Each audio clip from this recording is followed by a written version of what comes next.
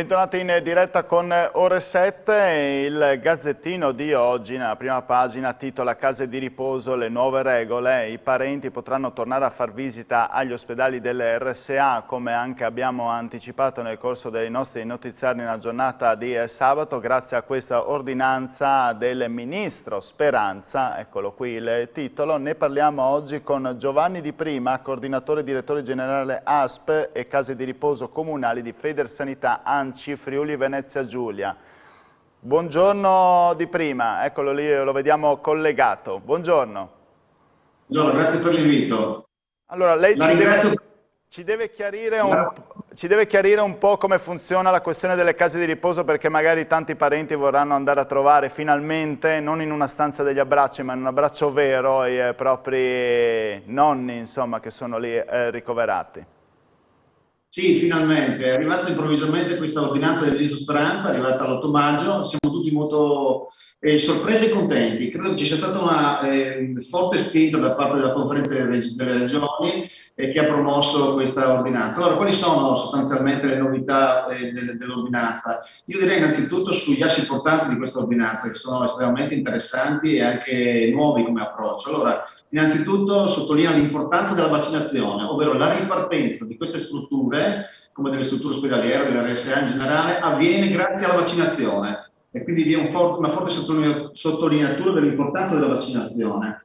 L'altra questione importante che l'ordinanza tratta è quella della valorizzazione non soltanto degli aspetti sanitari, ma anche degli aspetti relazionali e affettivi finalmente. Cioè noi abbiamo ospiti in grave sofferenza, non soltanto sanitarie, lo sono stati durante il Covid, ma anche dal punto di vista degli aspetti della solitudine, della relazione, dei mancati contatti con l'esterno e con i loro cari. Finalmente questa ordinanza valorizza questi aspetti. Infine c'è il tema della flessibilità, ovvero le case di riposo possono fare aperture differenziate a seconda di tutta una serie di situazioni. Ci sono le case di riposo in zona rossa, le case di riposo in zona gialla, quindi hanno situazioni differenti. Vi sono case di riposo che hanno la possibilità, grazie a un'organizzazione particolare, di fare gli ingressi, e case di riposo che hanno aspetti logistici che possono premiare e valorizzare le visite dei parenti e dall'esterno. E infine tratta il tema della corresponsabilità, ovvero usciamo tutti insieme da questa situazione se tutti i soggetti, compresi i familiari, vengono responsabilizzati rispetto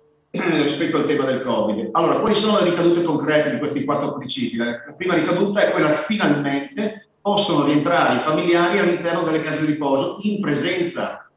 Rimarranno le videoconferenze, le videochiamate, rimarranno le stanze protette, ma soprattutto potranno rientrare quei familiari vaccinati, quel famoso Green Pass, e anche se non c'è il Green Pass basterà esibire il certificato dell'avvenuta vaccinazione. Questa è la cosa più importante. Altra cosa importante su cui le case di riposo si battevano da tempo è la questione che finalmente gli ospiti, in particolar modo quelli autosufficienti o parzialmente autosufficienti, possono uscire dalle strutture, perché ricordiamo che è più di un anno che questi ospiti non escono, non varcano i cancelli delle case di riposo. Infine anche il tema del volontariato, perché l'ordinanza parla anche di volontariato. Considerate che il volontario non è soltanto quello che sposta le carrozzine e che fa un po' di animazione. Il volontariato per le nostre case di riposo è aria fresca che entra nelle case di riposo, e l'ordinanza permette il reingresso dei volontari nelle case di riposo. Infine, come ricaduta concreta, dobbiamo ricordare che questa ordinanza fa una cosa molto importante, cioè dice che la vaccinazione è estremamente importante, per cui per quegli ospiti nuovi che entrano in casa di riposo non serve la quarantena di 10 giorni, che è una cosa piuttosto impegnativa, perché già tu hai il trauma di entrare in una casa di riposo, lasci la tua casa, entri in casa di riposo, non sei costretto a farti 10 giorni di quarantena. Mi sembra un aspetto molto importante. Peraltro Di Prima le vaccinazioni hanno reso possibile tutto questo anche per gli ospiti, salvando la vita di tante persone, contagi zero in questo momento nelle case di riposo almeno da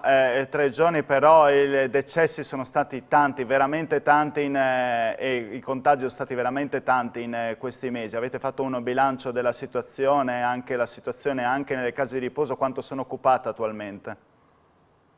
Allora, guardi, intanto lo diciamo a bassa voce che i contagi sono zero, ma è vero, cioè le vaccinazioni hanno funzionato benissimo. In questo momento abbiamo pochissime notizie di contagi nelle case di riposo, sono estremamente limitate, quindi la vaccinazione ha funzionato.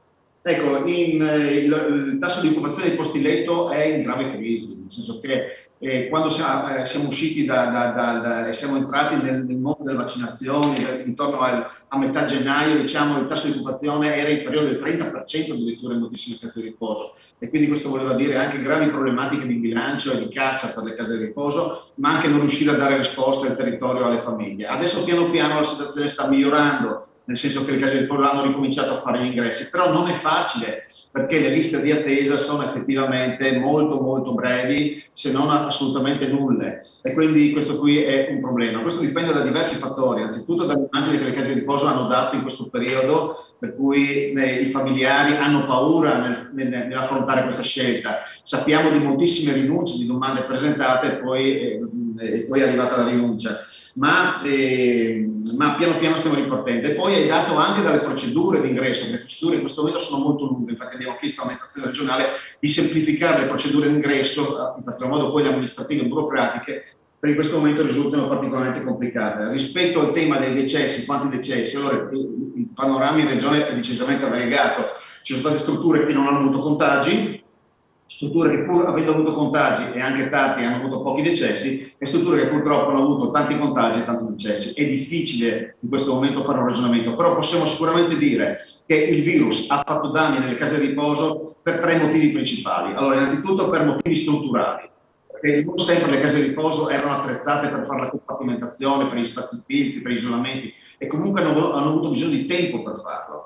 Abbiamo il tema delle camere quadruple, triple, il tema dei bagni nelle camere, quindi tutto un tema da affrontare. Speriamo che l'amministrazione regionale e il nuovo PNR nazionale ci possa aiutare in questo senso. Poi c'è il tema del personale, cioè della formazione del personale, quindi il tema forte della presenza dei medici in struttura. Senta, gioco forza, le rette sono meno posti letto occupati, più aumentano le rette? Per Allora, cercare di colmare anche la questione del bilancio? Assolutamente sì, in questo momento i bilanci delle case di riposo sono in assoluta difficoltà. Noi abbiamo bisogno di iniezioni di liquidità. Allora, l'amministrazione regionale in questo senso ha avviato delle iniziative importanti, come quello di ristorare i maggiori costi Covid e anche, dove è possibile, anche le minori entrate. Però sicuramente alcune case di riposo sono state costrette ad aumentare la retta. Devo dire che generalmente le case di riposo hanno cercato di aumentare poco. Però non sempre questo è fattibile, perché poi i bilanci vanno approvati e vanno approvati in pareggio. Però insomma, se riusciamo a far ripartire le liste di attesa, migliorare e semplificare le procedure di ingresso, sicuramente fra 6 mesi non ci troveremo qui a discutere di minori costi, maggiori costi e minori entrate con l'amministrazione regionale, e potremo finalmente ripartire in autonomia. Di prima io la ringrazio per questo suo intervento, che ci ha chiarito anche un po' la questione complessiva delle case di riposo, che sono state, diciamo, falcidiate da tutti questi contagi, ma si vede la luce in fondo al tunnel grazie a queste buone notizie che lei ci dà. Grazie mille, buona giornata. Grazie, buongiorno, grazie.